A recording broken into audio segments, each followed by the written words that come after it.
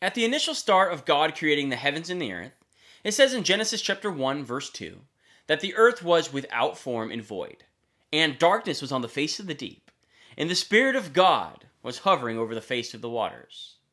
You see, at the onset of creation, the earth was without form and void, meaning it was disorderly, empty, and uninhabitable.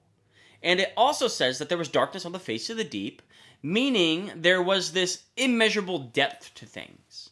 But here's something beautiful. From that, God builds the world that you and I know today.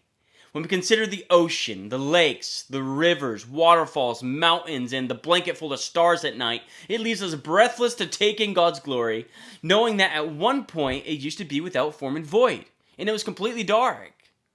Now, as we relate this to our own lives, there's a beautiful picture to be seen. When you and I lived a life outside of Christ, in a spiritual sense, we were without form and void. We were disorderly. We were empty. We were wrapped up in sin. We were wrapped up in darkness. However, when the Spirit of God hovered over our lives, everything changed. He made us a brand new creation. He brought order to the disorder, and He filled the immeasurable void in our lives, and He transformed us by bringing us out of the darkness and into the light. How? By the Spirit of God. Today, the Spirit of God can change your life. The Spirit of God can build your life just as He built creation, and He can make something beautiful even when it seems to be impossible. I'm Pastor Brian Cook. Let that marinate.